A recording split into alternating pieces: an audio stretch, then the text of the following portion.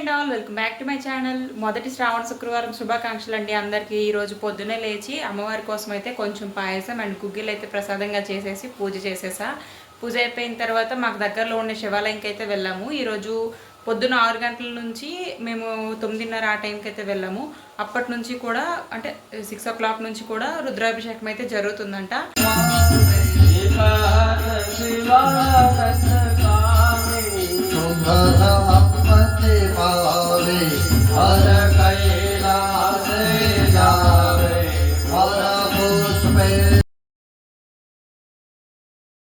మేము వెళ్ళి ఒక 20 minutes ఉన్నాము. 20 minutesకి రుద్రాభిషేకం అయితే పూర్తయిపోయింది. సో ఆ తర్వాత మా హస్బెండ్ అయితే డ్యూటీకి వెళ్ళిపోయారు. నేను ఇంకా ఇంటికి వచ్చేసాను. ఇంటికి వచ్చేసి పొద్దున్న బ్రేక్ఫాస్ట్లోకి అండ్ పాయసం గుగ్గిళ్ళు అయితే తినేసాను. మధ్యాహ్నంకి రైస్ పెట్టాను. ఇప్పుడు ఖాళీగా ఉన్నాను. మొన్నేమో కొన్ని అరటికాయలు ఫ్రై చిప్స్లా చేశాను కదా, ఇంకొక 2 అరటికాయలు మిగిలిపోతే ఇదిగో ఇలాగా అరటికాయ పెరుగు పచ్చడి చేద్దామని చెప్పేసి అరటికాయ ముక్కల్ని ఆవిరిపైన అయితే ఉడికిస్తున్నాను. పెరుగు పచ్చడికి కావాల్సిన ఐటమ్స్ అన్నీ కూడా నేను ముందే ప్రిపేర్ చేసి పెట్టుకుంటున్నాను. అరటికాయలు ఉడికేలోపు కొంచెం కొబ్బరికూరు, అల్లం, వెల్లుల్లి, అలాగే పచ్చిమిర్చి, పెరుగు ఇవైతే మనకి మెయిన్ అవసరం అవుతాయి. లాస్ట్లో ఇదంతా కలిపేసిన తర్వాత పోపు వేసేసుకోవడమే. సో నేను ఈ రెసిపీని యూట్యూబ్లో ఆల్ ఇన్ వన్ మాధవి గారి యూట్యూబ్ ఛానల్లో అయితే చూశాను. ఆమె చాలా సింపుల్గా అండ్ ఈజీ రెసిపీస్ అయితే చెప్తారు. సో ఆమె వీడియోస్ నేను ఎక్కువగా చూస్తూ ఉంటాను.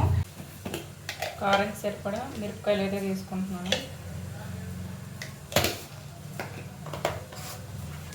అలాగే ఒక చిన్న అల్లం ముక్క. మేము కూరగాయలు కొంటే మాకు అల్లం ఇలాగ కొసరిస్తుంటారు. సో ఎక్కువ క్వాంటిటీలో కావాలంటే తప్పించి మ్యాక్సిమం ఎక్కువగా అల్లం మేము కొనడానికి ఇష్టపెట్టుకోమన్నమాట. అంటే ఇలా కొసరిచ్చేటప్పుడు కొనాల్సిన అవసరం ఉండదు కదా, అందుకని. వెల్లుల్లి, అల్లం, పచ్చిమిర్చి ఇవైతే రెడీ చేసుకున్నాను. ఇక్కడ చూస్తే అరటికాయలు ఉడికిపోయాయి.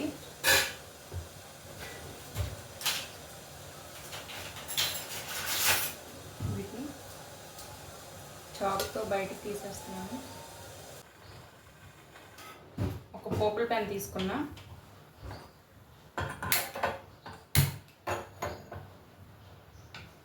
ఇందులో కొద్దిగా ఆయిల్ యాడ్ చేసుకొని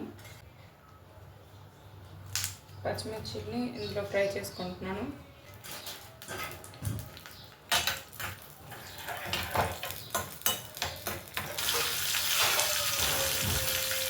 మంచిగా వేగిపోయిన తర్వాత ప్లేట్లో తీసేసుకుంటున్నాను.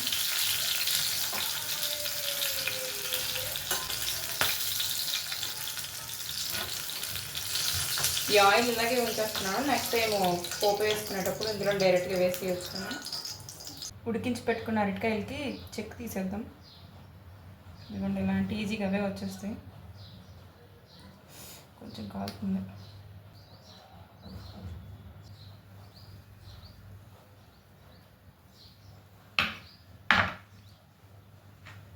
ఈ పీల్ని పడేయండి. ఇవి ఉన్నాయి కదా, వీటిని చిన్న చిన్న పీసుల్లో ఇలా కట్ చేసుకున్నాం.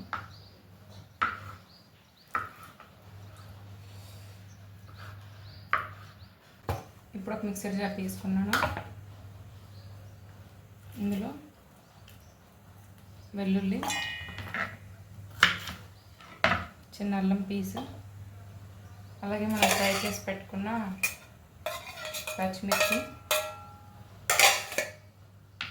కొద్దిగా జీలకర్ర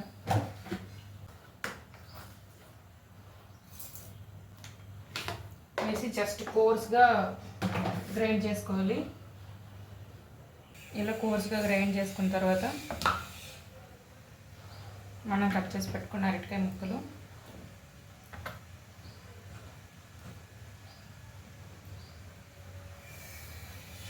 అలాగే కొద్దిగా కొబ్బరి తురుము,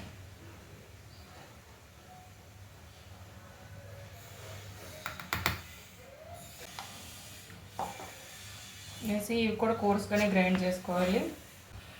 ఇలా కోర్స్గా గ్రైండ్ చేసుకొని ఇప్పుడు దీని బౌల్లో వేసుకోవాలి.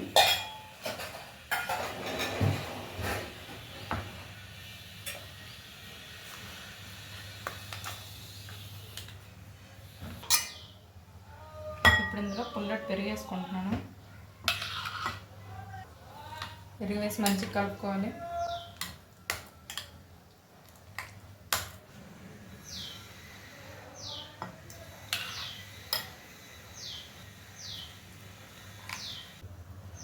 ఇందులో కూడా సాల్ట్ వేసుకోండి, అసలు మర్చిపోతుంది.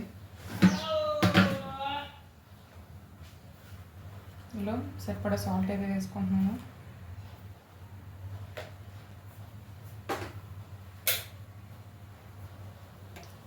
సాల్ట్ మిక్సీలో కూడా వేసేసుకోవచ్చు, అప్పుడు నేను మర్చిపోయినా. సో అందుకే ఇప్పుడు ఇందులో వేసి కలిపేస్తున్నాను. సాల్ట్ వేసేసి మంచిగా కలిపేసినాక ఇప్పుడు దీనికి తడక వేసుకోవడమేని.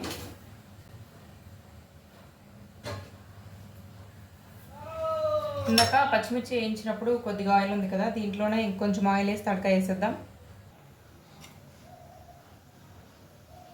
కొద్దిగా ఆయిల్, ఇందులో పోపు దినుసులు, ఆవాలు, కొద్దిగా జీలకర్ర, శనగపప్పు, మినపప్పు, ఎండుమిర్చి, కొద్దిగా హింగ్.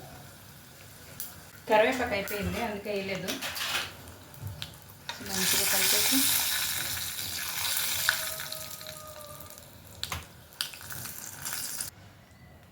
తడక వేసేసి మంచిగా కలిపేయడమే. తడక వేస్తున్నప్పుడు వీడియో క్లిప్ మిస్ అయింది. మీరు కూడా ఈ రెసిపీ ట్రై చేసి ఎలా వచ్చిందో కామెంట్ చేయండి. వీడియో నచ్చితే ఒక లైక్ ఇచ్చేయండి. ఫ్రెండ్స్ అండ్ ఫ్యామిలీ మెంబర్స్కి ఈ వీడియోని షేర్ చేయండి. Thank you for watching. Bye bye.